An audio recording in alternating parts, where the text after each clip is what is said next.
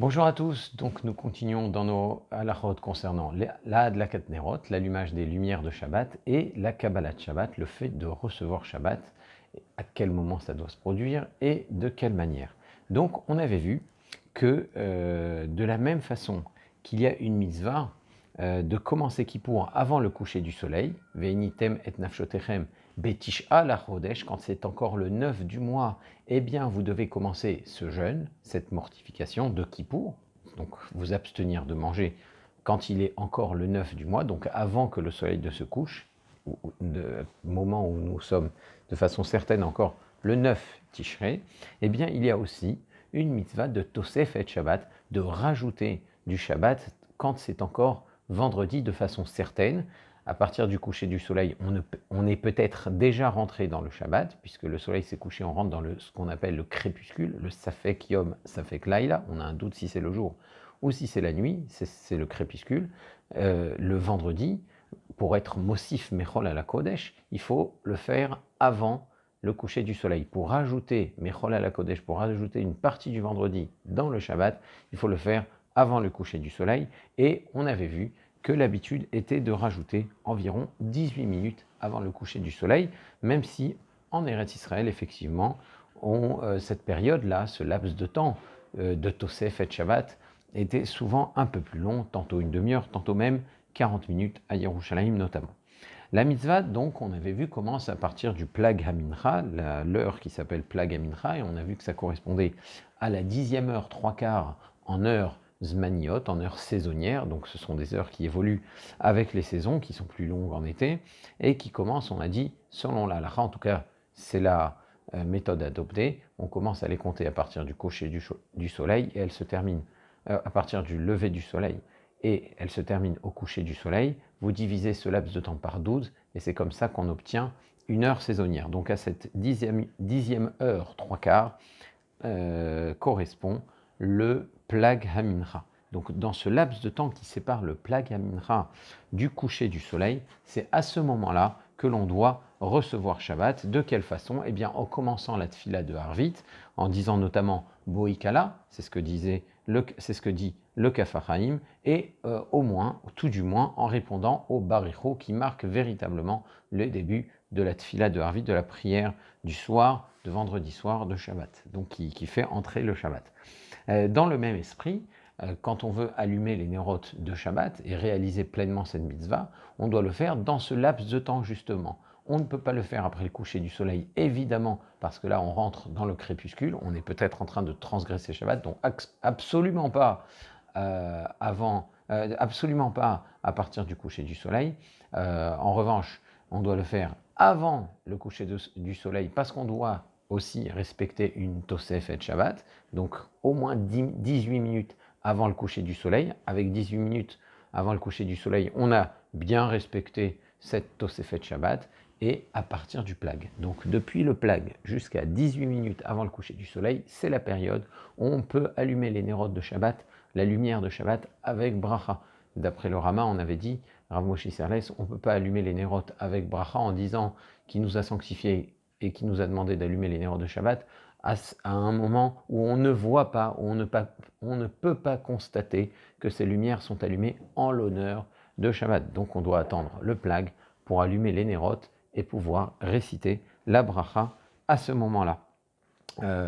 En outre, alors pour les femmes en général, elles reçoivent Shabbat en allumant les nérotes de Shabbat, et bien c'est à ce moment-là que se fait la Kabbalat Shabbat, et c'est à ce moment-là que commence la Tosefet Shabbat. Donc il y a cette correspondance. Mais pour les hommes, il n'y a pas cette correspondance-là. Ça veut dire que les hommes peuvent éventuellement parfois allumer les nérotes de Shabbat avec bracha, et continuer à faire des travaux après, et ensuite aller au Bet HaKnesset prier Mincha. Le fait d'avoir allumé les nérotes de Shabbat ne les oblige pas à recevoir Shabbat, contrairement aux femmes, dont l'habitude est de recevoir Shabbat à ce moment-là.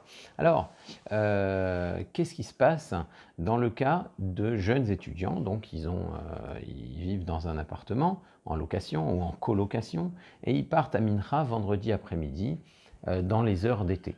Alors pourquoi? En hiver, ce n'est pas un problème, comme on l'a dit. En hiver, Mincha en général commence à l'heure de la Kabbalat Shabbat. On a encore environ 18 minutes avant le coucher du soleil. On a le temps de prier Mincha. On peut parfaitement allumer les nérotes de Shabbat avant de partir à la synagogue, avec la bracha, en récitant la bénédiction Baruch Ata Hashem, etc., qui nous a sanctifiés, qui nous a ordonné d'allumer les nérodes de Shabbat Kodesh, et aller au Bet HaKnesset, prier Mincha et recevoir Shabbat à ce moment-là.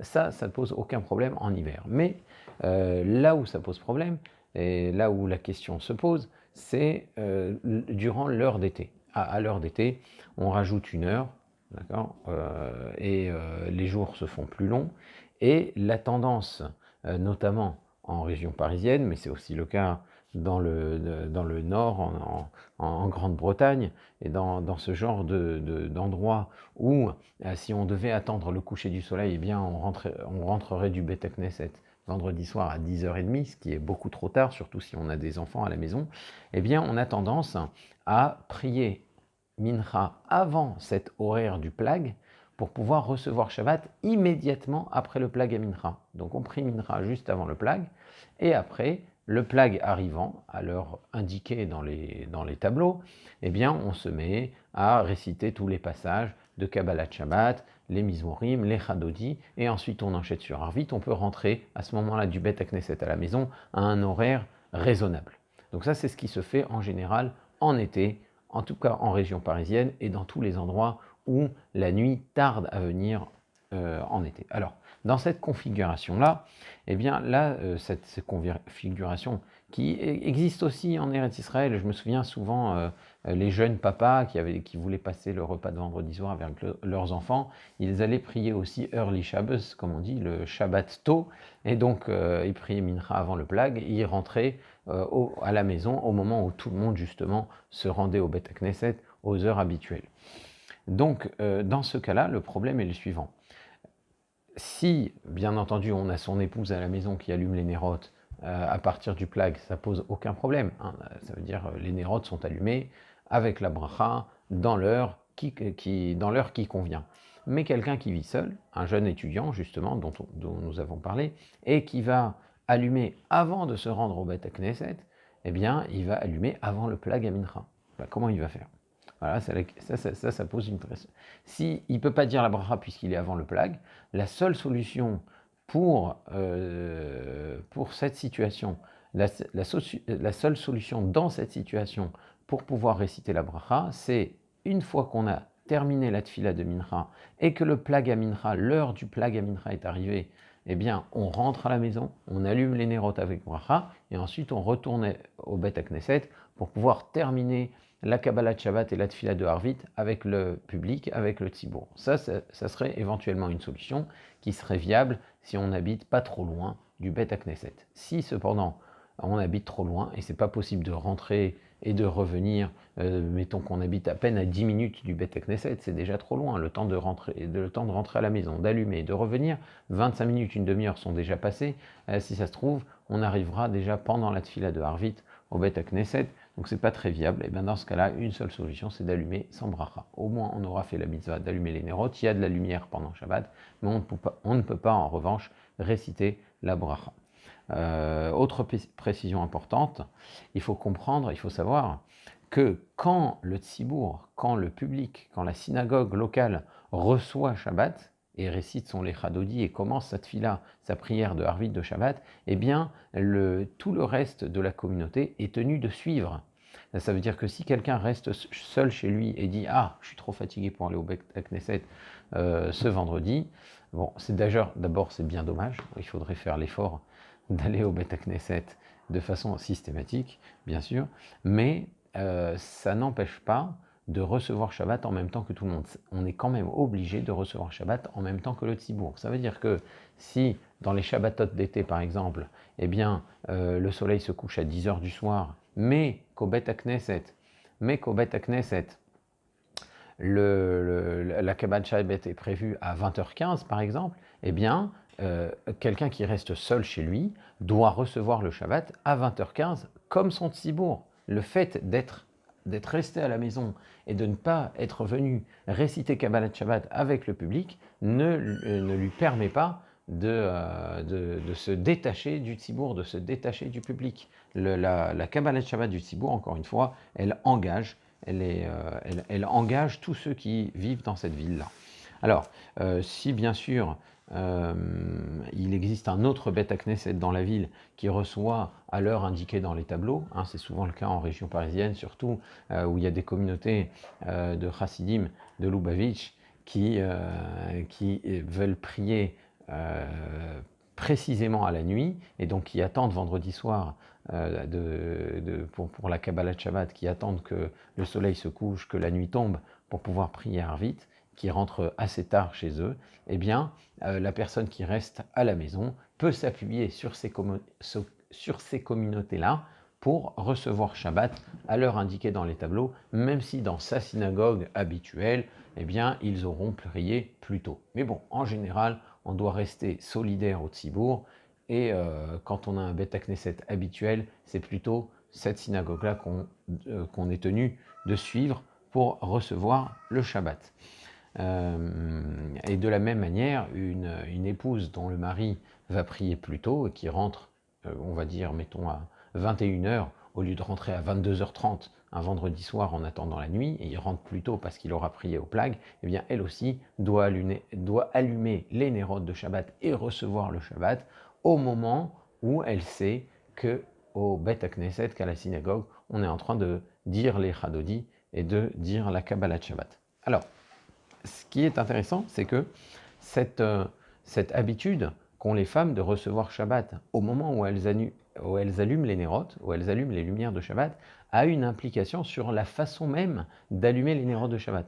Parce que pour la plupart des mitzvot, pour la plupart des commandements, quand on récite la bénédiction qui précède, la bracha, la birkat ha-mitzvot, la birkat ha-mitzvah, on a tendance à réciter cette bracha.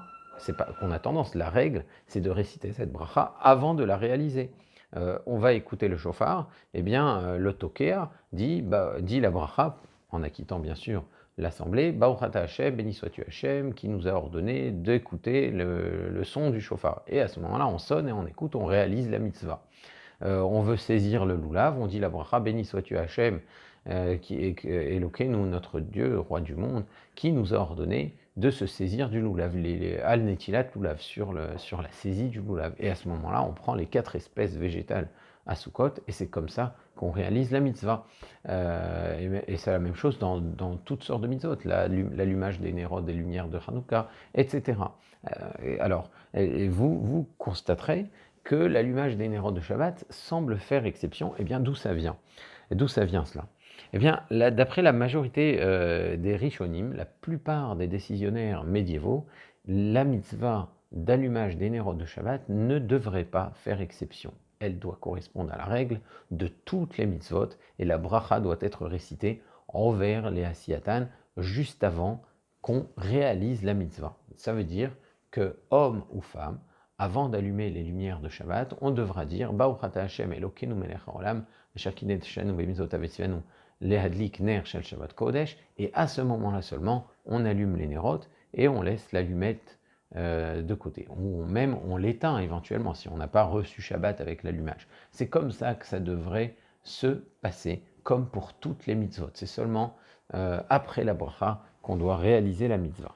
C'est d'ailleurs ce que semble dire le Shulchan Aruch. Rav Yosef Karo, il a l'air de trancher comme ça. Donc ça devrait être la référence pour les communautés sfarades. Et c'est comme ça aussi que rapporte le Rav Mordechai Karmi, qui est un décisionnaire de Carpentras, un contemporain du Rav Frida, du Rav Chaim Yosef David Azoulay, qui a d'ailleurs eu son ouvrage préfacé par le Frida. Le Frida, Rav Chaim Yosef David Azoulay, a préfacé le Mahamar Mordechai de Rav Mordechai Karmi de Carpentras. Donc lui, il dit, on doit dire la bracha et ensuite allumer les nérodes de Shabbat. Seulement, le Rama, le Rav Moshe Isserles, rapporte au nom du Maharil que la mitzvah, l'allumage des nérodes de Shabbat, fait exception. Pourquoi?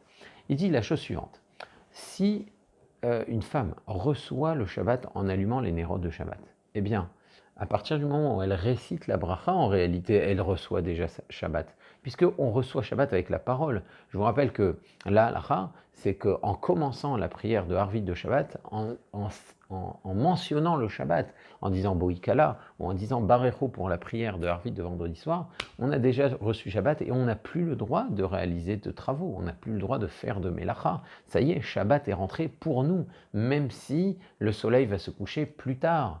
À partir du moment où le plag est arrivé, à partir du moment où on a dépassé le plag, dès que je mentionne le Shabbat et je montre mon désir de recevoir le Shabbat, eh bien ça y est, j'ai reçu Shabbat, je ne peux plus faire de travaux. Et donc, si madame dit, récite la bracha, béni sois-tu Hachem, qui nous a ordonné d'allumer les nérodes de Shabbat, elle a mentionné le Shabbat par la parole, elle a donc reçu le Shabbat. Comment se permet-elle ensuite d'allumer les lumières? Allumer des lumières de Shabbat, c'est une melacha, c'est un travail de la Torah, c'est mava'ir, c'est un des 39 travaux énumérés par la Mishnah. Et cité explicitement même par la Torah, comment tu peux allumer les nérotes alors que tu as déjà reçu Shabbat? Donc, que propose le Maharil? Et c'est ce que tranche le Rama. Il dit, c'est très simple, tu vas commencer l'allumage des nérotes de Shabbat, tu vas tout allumer. Mais tu ne vas pas profiter de la lumière, parce que profiter de cette lumière, ça fait partie de la mitzvah de l'allumage des nérotes de Shabbat. L'allumage des nérotes de Shabbat, les lumières de Shabbat sont faites pour qu'on en profite, sont faites pour qu'on mange à leur lumière. Donc tant que tu n'as pas réellement profité de la lumière des nérotes de Shabbat, des lumières de Shabbat, tu n'as pas terminé la mitzvah. Contrairement à Hanouka, où ce sont des lumières qui ne sont pas faites pour qu'on en profite. Elles sont faites juste pour être vues. Les lumières de Shabbat doivent servir à s'éclairer. Donc tu dois profiter de leur lumière. Alors ce que tu fais, c'est que tu allumes, tu fais en sorte de ne pas profiter de leur lumière ce qu'on fait, c'est qu'on se cache les yeux en général. Et c'est à ce moment-là que tu vas réciter la bracha. Et une fois que tu auras récité la bracha, tu vas terminer la mitzvah et profiter des lumières de Shabbat. Voilà comment tranche le Maharil. Voilà ce que rapporte le Rama Rav Moshe Serles. Et voilà ce qui est la coutume dans toutes les communautés ashkénazes. On allume, on se cache les yeux pour ne pas profiter des lumières de Shabbat. Et ensuite seulement, on récite la bracha, Baruch ata Hashem Elokeinu melech haolam, asher kideshanu mitzvot avesanu, la dikner shel Shabbat kodesh. Ensuite seulement, on profite des lumières de Shabbat. Alors, ça peut paraître surprenant, mais ce qu'il faut comprendre, c'est qu'il existe des mitzvot qui sont comparables, qui fonctionnent de la même manière, d'autres exceptions justement, où on commence la mitzvah, on récite la bracha avant de faire le dernier geste qui conclut la mitzvah. L'exemple qui est le plus souvent rapporté, c'est le seul d'ailleurs qui est vraiment comme ça, c'est la Netilat Yadayim, le fait de se laver les mains avant de prendre un repas. On se lave d'abord les mains, parce que c'est pas honorable de dire une bracha, et ensuite de se laver les mains. Ça veut dire que tu auras récité la bracha avec les mains sales. Donc d'abord on se lave les mains, on lève les mains quand elles sont encore humides, on dit la bracha, et ensuite on termine la mitzvah en s'essuyant les mains. Donc, d'après le Maharil, d'après le Rama, la Hadlakat Nerot ne fait pas exception et elle fait exception, elle ressemble à la... Et on va procéder comme pour la mitzvah de Netilat Yadayim, on va allumer d'abord, dire la bracha et ensuite terminer en profitant de la lumière. Donc cette façon de faire, c'est la plus répandue, on a dit, dans les communautés ashkénazes. Il y a aussi de nombreuses communautés sfarades qui font comme ça, normalement, notamment en Afrique du Nord, en Syrie aussi. C'était minoritaire en Irak, à Bagdad.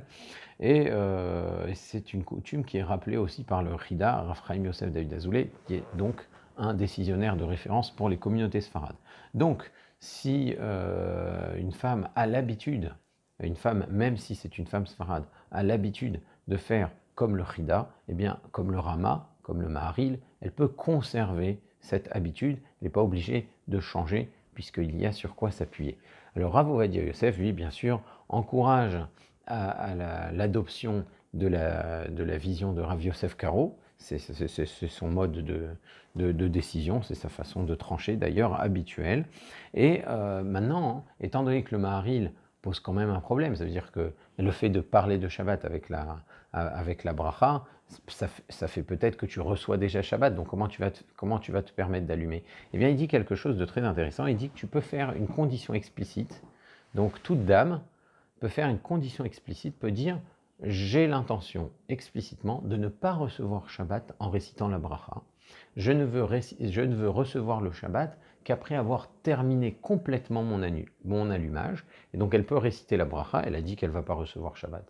Elle a dit explicitement qu'elle ne veut pas recevoir Shabbat maintenant. Elle termine d'allumer les nérotes après avoir récité la bracha, comme n'importe quelle autre mitzvah. Et là, elle sort ainsi de cette problématique et elle a réalisé la mitzvah selon tous les décisionnaires. Bon, c'est une méthode qui est effectivement halachiquement la plus viable, même si en général on préfère conserver les habitudes ancestrales dans les foyers. Alors il y a une chose qui est sûre, c'est que si un homme doit allumer une fois les nérotes de Shabbat, soit parce que son épouse est absente, soit parce qu'on parle de jeunes gens qui ne sont pas encore mariés, eux évidemment ils doivent d'abord réciter la bracha et ensuite allumer les nérotes de Shabbat, puisque les hommes ne reçoivent pas le Shabbat avec l'allumage ni avec la bracha. Ils ne reçoivent le Shabbat qu'en disant qu'ils reçoivent Shabbat, en disant la Kabbalat Shabbat, en disant les Chadodi, en répondant à Baruch.